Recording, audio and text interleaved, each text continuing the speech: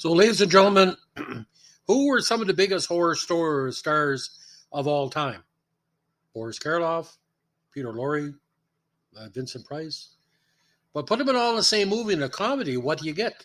Well, of course, you get the great hit, in my opinion, the Comedy of Terrors. The title went Your Favorite Creeps Together Again, because they had Karloff, Lorre, and Price had appeared in the Corman movie The Raven.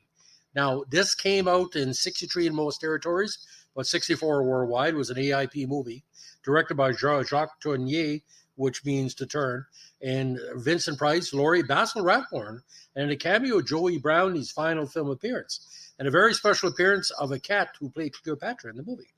It is a blend of comedy and horror which features several cast members from Tales of Terror, made by AIP the year before. Now, in New England town of New Gilead during the late 19th century, unscrupulous drunkard Waldo Trumbull, played by Vincent Price, runs a funeral parlor that he acquired from his former business partner, Amos Hinchley, played by Karloff. Trumbull is unhappily married to Hinchley's daughter, Amaryllis, played by the beautiful Joyce Jameson. Trumbull eventually enlists fugitive pickpocket Felix Gilly, played by Lorre, as his assistant.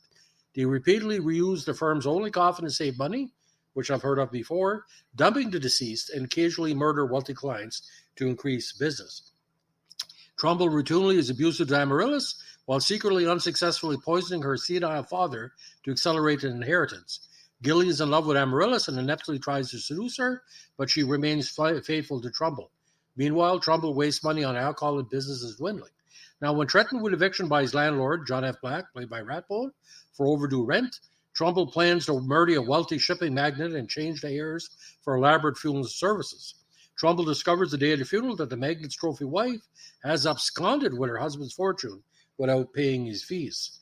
After a final demand for the rent, Trumbull sends Gilly to murder Black.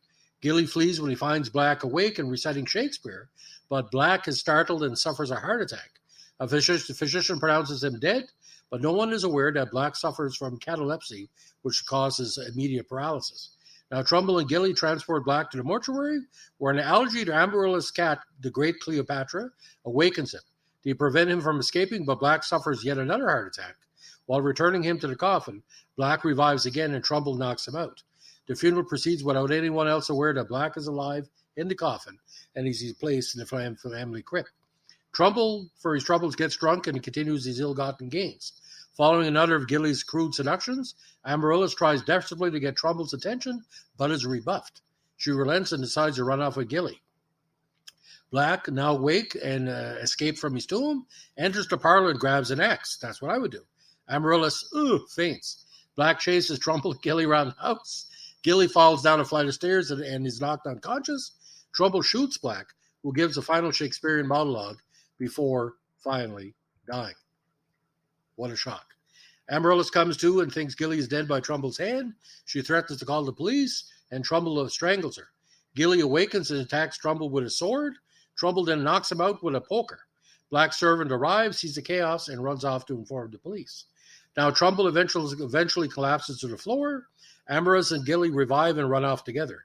Hinchley, who slept through the commotion, tries to revive Trumbull with a vial of medicine, but Trumbull realizes too late he has drunk his own poison and drops dead.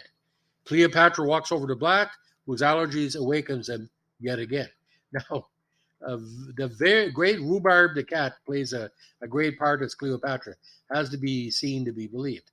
Now, the film was again a follow-up to The Raven, meant to reunite Price, Lorre, and Karloff. The producer's original intention was for Karloff to play the part of the spry old landlord, Mr. Black, but by the time production was set to begin, they realized that it would be difficult and not impossible for Karloff to perform the physical requirements of the role due to persistent back and leg problems, which had worsened with age. So Karloff traded roles with Rathbone, and instead played Amaryllis' elderly father, Mr. Hinchley. Now, Richard Matheson of Twilight Zone fame wrote the script, said he was proud of that picture and the fact that got AIP to hire Tourneur. Earlier on, I had asked for Tourneur in one of my Twilight Zones, but they said no. I wonder why.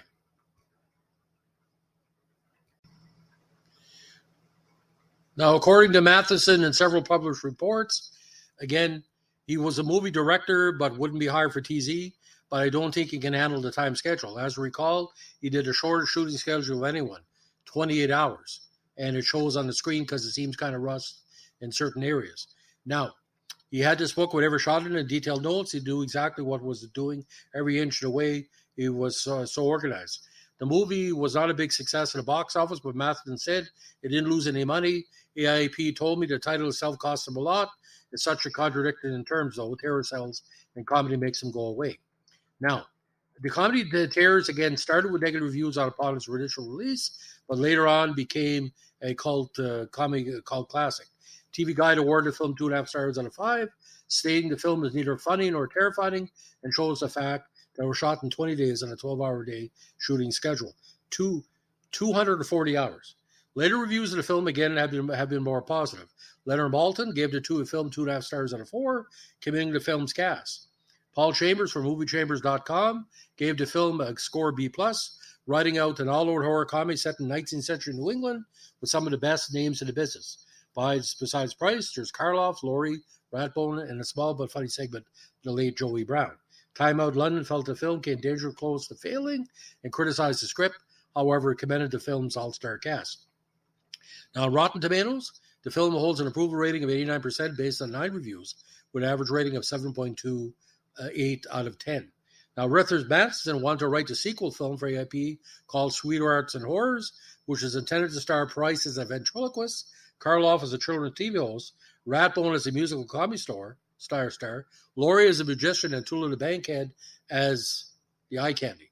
However, Comedy of Terrors was not a big hit, so plans to make a follow-up were shelved.